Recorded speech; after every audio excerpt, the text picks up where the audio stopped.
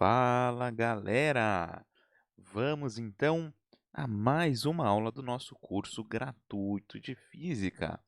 Na aula de hoje, nós vamos ver o estudo das colisões, um assunto bem importante para os vestibulares e para o Enem. Vocês vão ver que muita coisa que a gente vê aqui vai acabar usando as leis de Newton. Então, eu peço que, se tu não assistiu nossas aulas sobre leis de Newton e dinâmica, volta um pouquinho na nossa playlist e assiste as aulas para depois assistir essa aulinha aqui, tá?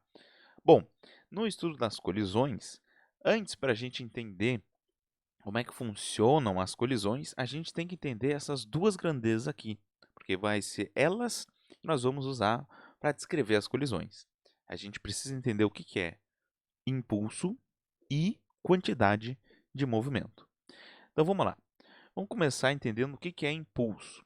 E sempre que eu falar impulso, é importante que tu relacione impulso a uma força. Vamos primeiro ver o caso de quando eu tenho uma força constante. Por exemplo, ali, ó, tem uma bolinha ali e eu estou aplicando uma força nessa bolinha. E é uma força constante, ou seja, tem sempre a mesma intensidade e sempre a mesma direção e sentido. E aí, para uma força constante, o impulso dessa força ele é definido da seguinte forma: vai ser a força vezes o tempo de aplicação da força. Maravilha? Então, o impulso é força vezes tempo. Impulso, importante falar aqui, nota que tem uma flechinha ali em cima do símbolo de impulso, a letra I. Isso indica que impulso é uma grandeza vetorial, por isso que tem aquela flechinha ali. A direção e sentido do impulso é sempre a mesma direção e sentido da força aplicada, ok? Então, ali a força aplicada está para a direita, o impulso da força também é para a direita. A unidade de impulso da SI é muito comum na física, as unidades seriam uma homenagem a algum cientista importante, não é mesmo? Não aconteceu aqui em impulso. Como a unidade de força é Newton e a unidade de tempo é segundo, a unidade de impulso vai ficar simplesmente Newton segundo. Não teve nenhuma homenagem aqui. Então fica só Newton segundo. Toma cuidado e não confunde, porque não necessariamente ter mais força te produz mais impulso. Também depende do tempo. Quer ver, por exemplo, ó, se eu pegar aqui e eu te disser que eu tenho uma força de 10 newtons que foi aplicada durante 1 segundo, o meu impulso vai ser 10 vezes 1, 10 newtons segundo. Se eu aplicasse 100 newtons de força, ou seja, ó, 10 vezes mais força, só que num tempo de 0,1 segundos, o meu impulso seria 100 vezes 0,1, também 10 newton segundo. E a gente vai ver que fazer essas duas coisas acaba dando o mesmo efeito no corpo. Ou seja, fazer uma força de 10 newtons por 1 segundo vai causar o mesmo efeito do que fazer uma força de 100 newtons, só que em um tempo menor de 0,1 segundos. Maravilha? Então, essa é a pegada do impulso. Uma outra forma da gente obter o impulso, agora, se a gente tiver uma força de intensidade variável, certo? A gente vai ter que usar daí um gráfico. Neste gráfico, a gente vai ter no eixo vertical o valor da força aplicada e no eixo horizontal o tempo. E aí, o que tu vai ter que saber sobre esse gráfico? Bom, tu tem que saber que a área deste gráfico vai te fornecer o valor do impulso aplicado. Pega a área ali, calcula a área, tu tem o valor do impulso. Então, o gráfico de força por tempo, se tu calcula a área dele, tu vai ter o impulso. Importante salientar que o formato em si da área pode mudar. Aqui foi a área de um trapézio, poderia ser, sei lá, um retângulo, um quadrado. Não tem problema, o importante é tu saber a propriedade, que a área do gráfico te dá o impulso. Maravilha? Seguimos. Entendemos o que é impulso? Vamos para a nossa próxima grandeza, que é a quantidade de movimento. O que vai ser quantidade de movimento? Primeiro, quantidade de movimento é uma grandeza vetorial, ok? O símbolo mais comum que a gente usa para quantidade de movimento aqui vai ser a letra Q. Pode ser que alguma questão de vestibular ou algum outro material didático chame quantidade de movimento de momento linear, certo? É a mesma coisa. E aí muitos usam a letra P aqui. Nós vamos usar aqui a letra Q com uma flechinha em cima indicando que é uma grandeza vetorial. E aí qual é a definição de quantidade de movimento?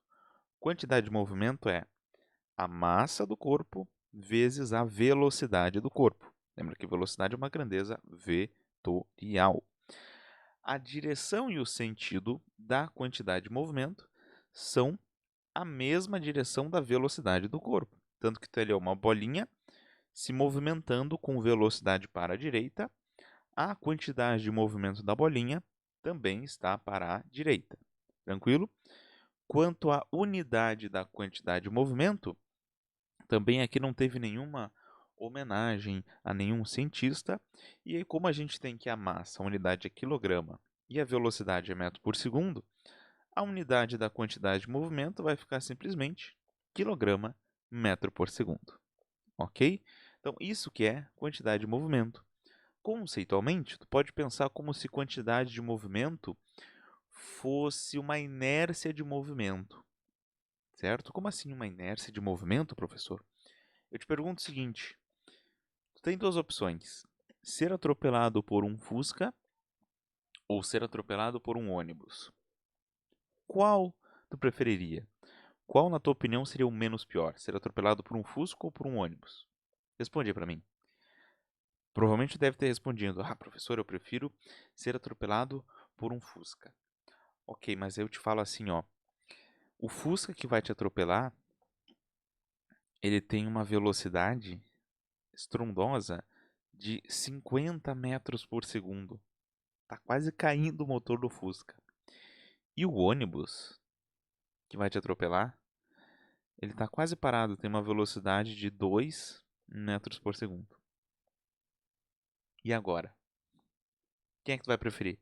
Certamente o ônibus. O que mudou agora? Olha só. Provavelmente tu deve ter analisado em função da massa. Tu deve ter pensado, nossa, o ônibus tem muito mais massa, muito mais inércia, então certamente é pior com o ônibus. Mas tu nota que a velocidade entra aqui nessa jogada. O Fusca com essa velocidade certamente vai ter uma quantidade de movimento maior do que o ônibus. É muito mais difícil parar o Fusca com essa velocidade do que parar o ônibus naquela velocidade ali, certo? Então isso que é a quantidade de movimento. Bom, visto o que é impulso e quantidade de movimento, nós temos que ver uma relação que existe entre essas duas grandezas. A relação que existe entre impulso e quantidade de movimento é chamada teorema impulso e quantidade de movimento. E esse teorema me diz o seguinte, que o impulso resultante sobre um corpo, impulso resultante, é igual à variação da quantidade de movimento do corpo, certo? Ou seja, impulso resultante, no sentido de que é a força resultante vezes o tempo, é igual à variação da quantidade de movimento. Lembra que toda variação na física é o final menos o inicial. Então, quando eu falar em variação de quantidade de movimento, eu estou falando em quantidade de movimento final menos quantidade de movimento inicial. Como tem exemplo nessa figura aqui, ó. Um bloquinho estava indo aqui, ó, para a direita, que é a velocidade dele. Aí alguém produziu uma força nesse bloquinho no mesmo sentido do movimento. Pô, se eu fiz uma força num certo tempo, eu fiz nesse bloquinho um impulso. Eu produzi um impulso nele. Então eu vou variar a quantidade de movimento dele, certo? No caso aqui, eu estarei aumentando a sua quantidade de movimento. Pensa bem, se tem alguém se movimentando para a direita e tu empurra essa pessoa para a direita, tu fornece para essa pessoa maior velocidade. Tanto que veja, a quantidade de movimento e a velocidade aqui aumentaram. Esse impulso vindo dessa força, seja lá quem fez essa força, fez com que eu mudasse a quantidade de movimento desse corpo, desse bloquinho amarelo. No caso, eu aumentei. Se eu tivesse feito a força no sentido contrário, para a esquerda, eu estaria diminuindo a quantidade de movimento do bloquinho, certo? Não esqueço aqui, a gente vai fazer exemplos, mas não esqueçam da questão de sinais aqui, certo? É muito importante a gente pegar e definir qual sentido é positivo e qual sentido é negativo através do nosso referencial, para aí a gente fazer as continhas depois. Maravilha? Essa é a relação entre impulso e quantidade de movimento. Seguimos agora com a aula. Vem comigo! E então, galera, nessa próxima parte da aula a gente vai ver um tópico importantíssimo para que nós possamos entender as colisões, que é isso aqui, ó, a conservação da quantidade de movimento de um sistema. Sim, nós temos aquela famosa frase de Lavoisier que diz que na natureza nada se cria, nada se perde, tudo se transforma. Com a quantidade de movimento, vai acontecer mais ou menos isso também. Quando nós tivermos um sistema, e quando eu falo sistema, né, parece um negócio meio abstrato. O que é um sistema? Sistema pode ser qualquer coisa. Eu posso definir essa caneta como um sistema. Posso definir esse microfone como um sistema. Eu posso definir a caneta e o microfone como um sistema. Então, o sistema é um conjunto de corpos. E quando esse sistema estiver isolado de forças resultantes externas, ou seja, as interações que todo mundo externo está fazendo no sistema se anulam, o que vai acontecer? A quantidade de movimento de todo o sistema será conservada. O que significa dizer que algo será conservado? Significa dizer que isso vai permanecer constante, que isso vai permanecer sempre com o mesmo valor. Como assim, professor? Olha só que doido. Pega uma explosão. Aqui, no caso, uma lâmpada explodiu. Numa explosão, minha gente, olha só o que acontece aqui. Imagina que tu tem uma bomba. Não tem ninguém fazendo força na bomba. Forças externas não existem. Aí tu vai pegar essa bomba e aí tu pensa assim, ó. Antes de explodir, qual é a quantidade de movimento que o sistema tem? O meu sistema aqui é o quê? É uma bomba. É zero. Por quê? Porque não tem nada em movimento. Correto? Quantidade de movimento é massa vezes velocidade. Se nada está com velocidade, nada tem quantidade de movimento. Então, se eu permanecer assim, sem forças externas, não importa o que ocorra aqui com a bomba. A quantidade de movimento resultante do sistema, depois do evento explosão, deve permanecer igual a zero. Mas aí tu pensa, não, senhor, peraí, tem alguma coisa errada aqui, porque quando explode, vai cada pedacinho, cada fragmento para uma direção diferente. Como é que pode dar zero? Ah, é o seguinte, soma de vetores. Lembra que quantidade de movimento é uma grandeza vetorial. Então, ok, cada pedacinho, cada fragmento que eu tenho depois da explosão vai para uma direção diferente. Mas se eu fizer uma soma de vetores, uma resultante de vetores, com a quantidade de movimento de todos os pedacinhos, a resultante dará zero. Por isso que isso aqui é a conservação da quantidade de movimento do sistema, de tudo que envolve o sistema, e não necessariamente de um componente do sistema. Maravilha aqui? Olha um outro exemplo. Uma pessoa caminhando num barco. Quando o sistema estava parado, pessoa e barco, a quantidade de movimento resultante era zero. Aí uma coisa interessante que ocorre. Se a pessoa caminha para um lado, sabe o que vai acontecer com o barco? Vai para o outro lado. Por quê? Para conservar a quantidade de movimento do sistema. Porque se a pessoa vai para a direita, para que a quantidade de movimento do sistema continue resultante dando zero, o barco tem que ir para o outro lado. E em módulo, a quantidade de movimento da pessoa vai ser igual à quantidade de movimento do barco, porque a resultante fica igual a zero. Outro exemplo, um tiro de canhão. Se tu pega um tiro de canhão aqui, inicialmente a quantidade de movimento do sistema é zero. Se não tiver forças externas no sistema, a quantidade de movimento continuará dando zero. Só que tu nota que, se a bala é disparada, ela tem quantidade de movimento para a direita.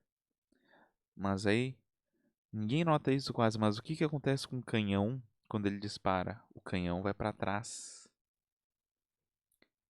Por que o canhão vai para trás?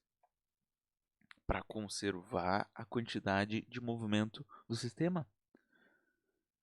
A bala indo para a direita e o canhão para a esquerda, se os dois tiverem em módulo a mesma quantidade de movimento, a quantidade resultante do sistema continuará dando zero. Essa é a pegada da conservação da quantidade de movimento. Sempre que eu tenho um sistema isolado de forças externas, eu vou ter que a quantidade de movimento desse sistema vai ser conservada. Sempre. Na hora de armar a continha, então tu sempre começa escrevendo isso aqui, ó. A quantidade de movimento antes do evento, seja uma explosão, uma colisão, será igual à quantidade de movimento depois. Aí, claro, depois tu vai ter que calcular as quantidades de movimento de cada corpo. Mas eu quero que tu note que tu não precisa memorizar isso aqui como se fosse uma fórmula nova. MAVA mais MBVB, blá, blá, blá. Não. Isso aqui é a conservação da quantidade de movimento. A e B são os dois corpos que tu poderia ter. Tu pode ter 3, 4, tanto faz. O importante é tu saber o princípio que tem aqui, que é a conservação da quantidade de movimento. Ok? Deixa eu te mostrar um exemplo disso. Olha isso aqui. Olha esta animação que vai aparecer para ti. A gente tem aqui um sistema com bolas de sinuca. Aí uma bolinha que estava em movimento vai colidir com as outras. Olha o que acontece. Antes eu só tenho essa quantidade de movimento da bolinha 1. Então a quantidade de movimento tem que se conservar. Aí ela bate e cada uma vai para um canto. Mas se eu somar a quantidade de movimento vetorialmente de cada bolinha, eu vou encontrar a mesma quantidade de movimento inicial, que era esse P1 aqui. Olha ali, ó. Pá, cada uma foi para um canto. Mas aí tu soma vetorialmente as quantidades de movimento de cada uma, tu tem a quantidade de movimento inicial. Isso que é a conservação da quantidade de movimento do sistema. Entendido isso? Buenas. Vamos agora então, agora que nós entendemos tudo isso, vamos ao estudo das colisões. Segue, vem comigo, segue aí comigo. Então, galera, vamos ao estudo das colisões. Nós temos aqui para estudar dois tipos de colisões, que são a colisão elástica e a colisão inelástica. Só que dentro da colisão inelástica a gente ainda vai ter duas divisões, que vai ser a parcialmente inelástica e a totalmente inelástica. Mas vamos lá. Vamos começar estudando a colisão elástica e as suas características. Vamos lá. Eu vou trazer aqui a animação de uma colisão elástica. Ó, veio um azulzinho, bateu no vermelho. Percebeu bem o que aconteceu ali? Quais são as características dessa colisão? Bom, esse sistema dos dois bloquinhos, o azul e o vermelho, é um sistema isolado de forças externas.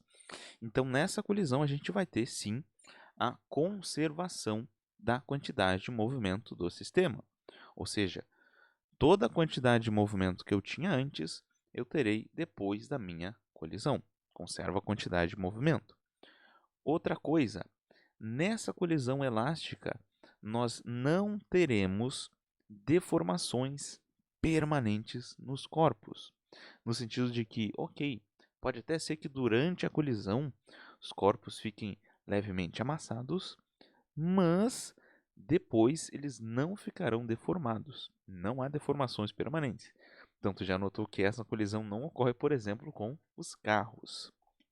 E além disso, essa colisão ela conserva a energia cinética do sistema, no sentido de que se eu pegar toda a energia cinética que eu tinha antes de ocorrer a colisão, esse valor de energia cinética total vai ser igual antes e depois da minha colisão. Maravilha? Então, a colisão elástica ela conserva tudo. Só um cuidado aqui. Não pense que, por causa dessa animação que eu te passei aqui, na colisão elástica é sempre um em movimento, outro parado, e aí depois o outro fica parado em outro movimento. Não. Aqui foi só um exemplo de colisão elástica. O que ocorre sempre na colisão elástica são essas características aqui que eu te passei.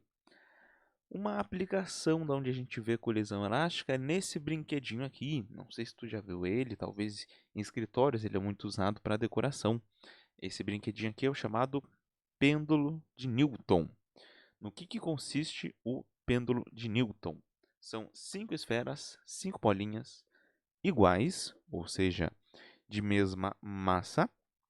E aí esse brinquedinho, que inclusive já apareceu no Enem, tem uma característica muito interessante. Ele é bem simétrico. Se tu pegar como tem ali na animação e tu puxa uma bolinha, ela vai bater ali. E o que vai acontecendo? Vai acontecendo sucessivas colisões elásticas aqui. E aí, cada bolinha, conforme vai batendo na do lado, vai transferindo a sua quantidade de movimento ou sua energia cinética para a bolinha subsequente. Até que a gente chega lá na quinta bolinha, como ela não tem mais para quem transferir quantidade de movimento, então aí ela sobe, certo? Claro que como existe atrito com o ar, um pouco neste brinquedinho aqui, eles não vão ficar sempre oscilando que nem está aqui. Uma hora eles acabam parando de oscilar por causa da resistência do ar. Mas se não tivesse resistência do ar, o brinquedinho ficaria eternamente oscilando, batendo de uma bolinha para outra. E o mais interessante é que, se eu puxasse duas bolinhas e soltasse, ele bateria e aí subiriam depois no final também as mesmas duas bolinhas. Ou seja, bem simétrico. Se eu puxasse 3 bolinhas, iriam 3 bolinhas subir depois das colisões. Tudo para conservar a quantidade de movimento e a energia cinética do sistema. Se eu puxasse, olha só que interessante, 2 de um lado e 2 do outro, elas bateriam e depois subiria para cada lado, 2 de um lado e 2 do outro também. Características da colisão elástica. Uma outra situação que a gente pode afirmar que existe uma colisão elástica é com bolas de sinuca. A gente pode aí aproximar, é uma boa aproximação com uma colisão elástica. Maravilha! Seguimos para a próxima colisão, que é a colisão inelástica, que, como eu tinha te falado anteriormente, vão existir 2 casos de colisão inelástica. E quais são esses casos? Vamos ver, acompanha comigo. O primeiro caso vai ser a colisão parcialmente inelástica. Aqui eu tenho um exemplo aí de uma animação. Quais vão ser as características da colisão inelástica? Segue aí comigo. Primeira coisa, essa colisão conserva a quantidade de movimento do sistema também. Porque lembra que a condição para eu conservar a quantidade de movimento do sistema é eu estar isolado de forças externas. E esse sistema está isolado de forças externas. Então essa colisão conserva também a quantidade de movimento do sistema. Agora, a diferença é que aqui eu vou ter deformações permanentes depois de ocorrer a colisão. Então vai ficar um amassadinho nos corpos depois de eu ter a colisão. E além disso, a colisão inelástica ela não vai conservar a energia cinética do sistema. Se eu pegar e eu calcular toda a energia cinética que eu tinha antes da colisão e depois toda a energia cinética que eu tenho depois da colisão, não dá o mesmo valor. A energia cinética ela é uma parte dela perdida durante a colisão. Isso ocorre principalmente porque durante a colisão os corpos se amassam. E aí uma parte da energia cinética é perdida porque esses corpos ficam amassados, acaba virando, por exemplo, uma energia potencial elástica, certo? Então aqui eu tenho uma perda de energia cinética. Então essa é uma diferença da colisão elástica para a inelástica. Existe uma perda da energia cinética do sistema, mas ambas conservam a quantidade de movimento. Tranquilo? Dentro da colisão inelástica nós temos um caso especial, que é a colisão totalmente inelástica. O que ela vai ter de especial, essa colisão totalmente inelástica? Olha bem ali o que acontece. Essa é das colisões inelásticas a que mais aparece nas provas. Segue aí comigo, olha ali. Tu tá vendo o que aconteceu ali depois da colisão? Os corpos, depois da colisão, ficam grudados um no outro. Eles ficam acoplados um no outro depois dessa colisão. Essa é a característica da colisão totalmente inelástica. Apareceu uma questão que os caras ficam grudadinhos depois da colisão? É essa aqui. Quais vão ser as características dessa colisão? Primeiro, essa colisão também conserva a quantidade de movimento do sistema. Todas as colisões conservam a quantidade de movimento do sistema. Todas elas. Sempre que tu tem um sistema isolado de forças externas, eu vou conservar a quantidade de movimento. Então todas elas conservam. Só que a diferença é que, como os corpos andam juntos depois da colisão, o que vai acontecer? Aqui eu terei a máxima perda possível de energia cinética para o sistema. Toma cuidado, eu não estou dizendo que eu vou perder toda a energia cinética, não. Tanto que depois da colisão, tu está vendo, eles estão em movimento. Mas eu terei a máxima perda de energia cinética possível. Certo? Eu não vou ter nenhuma energia voltando depois da colisão. Porque eles vão ficar o máximo de amassados possíveis. Certo? Aqui, um pequeno detalhe dentro da colisão inelástica, caso tu tenha que fazer uma conta na questão, é o seguinte. Quando tu for escrever a quantidade de movimento, em relação à conservação da quantidade de movimento, bom, tu sempre começa a conta dizendo que toda a quantidade de movimento que tu tem antes da colisão é igual à quantidade de movimento que tu tem aqui depois da colisão, certo isso? Ok, só que um pequeno detalhe dessa colisão aqui é que, como os dois andam juntos, andam acoplados depois da colisão, a gente pode tratar eles, depois que eles ficam grudados, como se fosse um corpo só.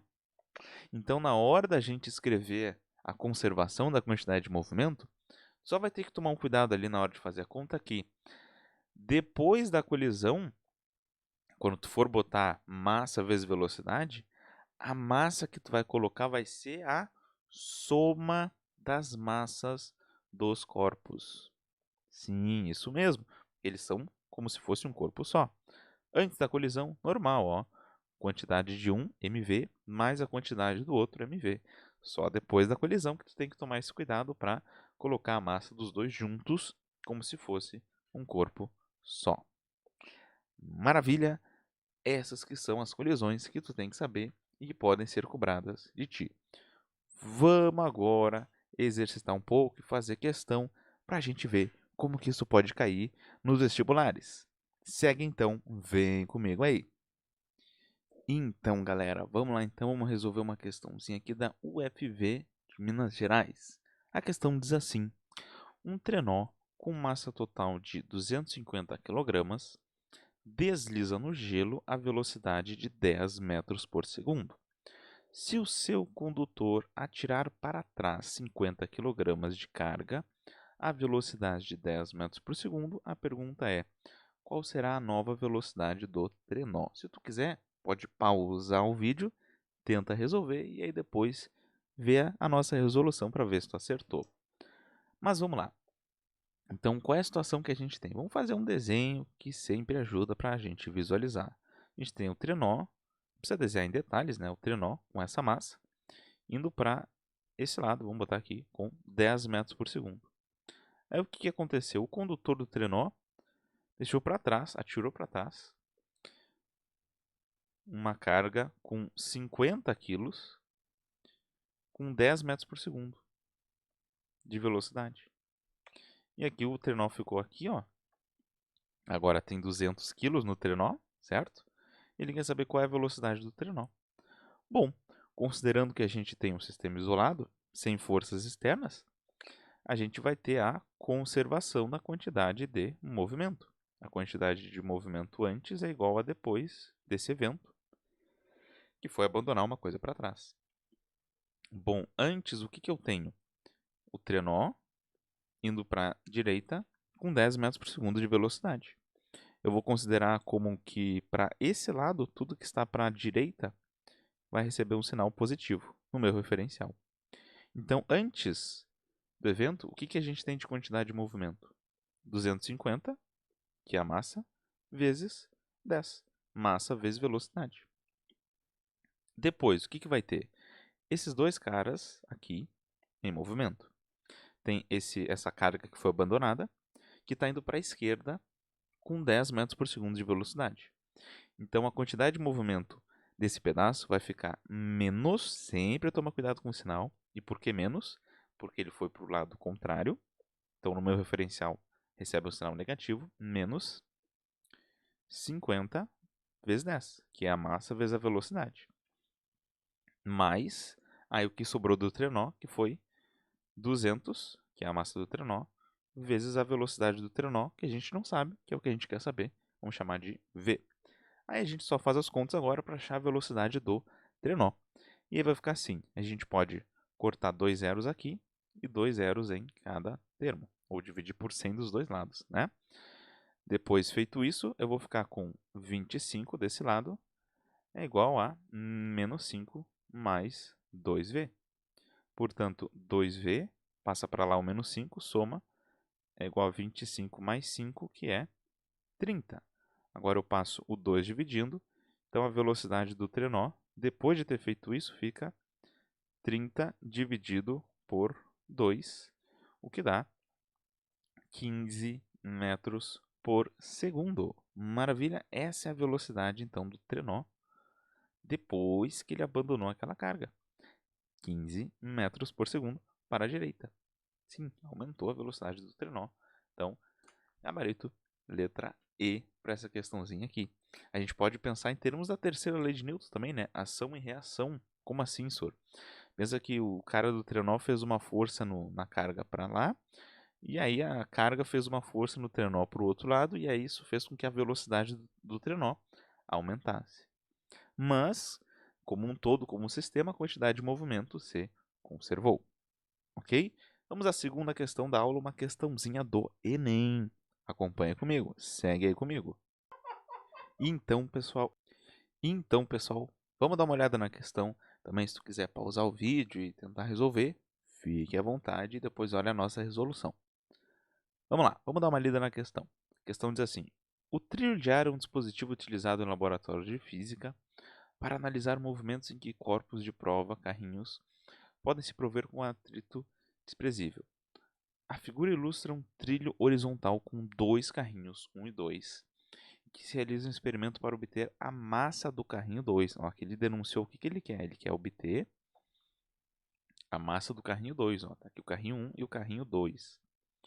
No instante que o carrinho 1, de massa 150 gramas, já vamos anotar aqui, ó, massa do carrinho 1, 150 gramas, passa a se mover com velocidade escalar constante, o carrinho 2 está em repouso.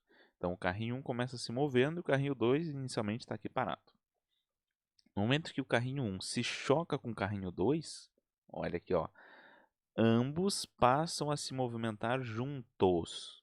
Que colisão que vai ser essa? Uma colisão totalmente inelástica, porque depois eles vão se movimentar juntos. Os sensores eletrônicos distribuídos ao longo do trilho determinam as posições e registram os instantes associados à passagem de cada carrinho, gerando os dados do quadro. Então ele botou aqui sensores para quê? Para medir as velocidades dos carrinhos antes e depois da colisão. Aqui tem os dados, ó, do carrinho 1 e do carrinho 2. Nota aqui, ó, antes da colisão, ó, no carrinho 1, Estava posição 15, depois posição 30, porque o carrinho 1 que estava em movimento. E o carrinho 2 não muda de posição porque ele estava parado.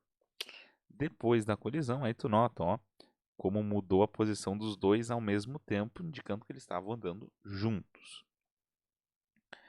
Aí ele bota, com base nos dados experimentais, ele quer saber a massa do carrinho 2. Certo, ele quer saber a massa do carrinho 2.